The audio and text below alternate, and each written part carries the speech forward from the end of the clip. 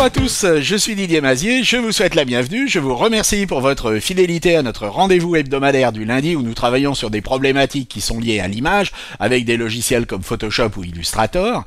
Et cette semaine, nous allons particulièrement nous intéresser à Photoshop, qui s'il est un logiciel qui est vraiment extrêmement sophistiqué et destiné au départ à des professionnels, peut servir également à des gens qui n'ont pas forcément le même niveau d'expérience, ou simplement à des gens expérimentés qui veulent aller plus vite. Et nous allons voir un nouvel outil qui, je suis sûr, va vous intéresser énormément. Mais au préalable, vous allez me mettre un petit pouce en l'air si la vidéo vous a intéressé, vous allez vous abonner, activer les notifications et surtout partager cette vidéo sur tous les réseaux sociaux en envoyant un lien vers la vidéo sur LinkedIn, sur Insta, sur Facebook, sur X, sur TikTok, Snapchat, Twitch, les books Telegram et tous les autres.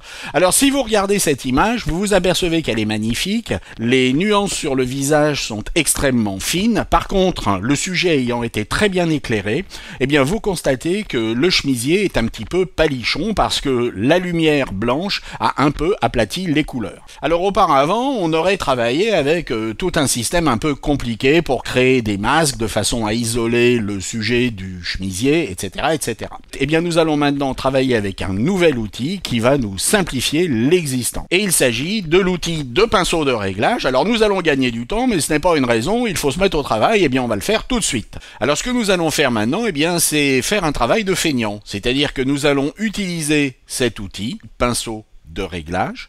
Nous allons pouvoir régler cet outil soit sur la barre de contrôle, soit directement sur la barre contextuelle. En ce qui me concerne, je suis particulièrement intéressé par la vibrance, qui va renforcer les couleurs dans les tons moyens sans toucher au ton foncé ni toucher au ton clair. Et puis ensuite, je vais pouvoir régler la taille de mon pinceau en appuyant sur CTRL Option et en tirant vers le haut pour augmenter ou réduire la dureté et puis vers la droite ou vers la gauche pour augmenter ou réduire la taille. Et je vais ensuite peindre là où je veux appliquer mon réglage. Et vous voyez que je suis en train de renforcer rapidement les couleurs. Comment cela a fonctionné? Eh bien tout simplement Photoshop a fait le travail pour moi. Si je vais dans les propriétés, il a travaillé sur la vibrance. On peut augmenter également un petit peu la saturation. Et au niveau des calques, eh bien tout simplement, il a créé ce réglage et il a appliqué un masque qui correspond à ce que j'ai dessiné avec mon outil de pinceau de réglage. Si on masque notre calque de réglage, nous avons un chemisier qui est un petit peu pâle.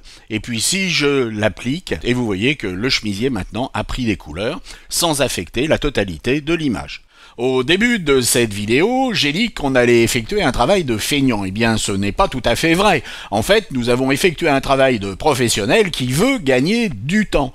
Cela, bien entendu, va s'accompagner d'un travail d'affinage sur le masque et puis également sur ce que nous allons faire au niveau du réglage que nous allons choisir. J'ai travaillé avec la vibrance, mais vous voyez que ce principe va pouvoir s'appliquer à pratiquement tous les réglages que l'on faisait avant avec Photoshop de façon plus compliquée.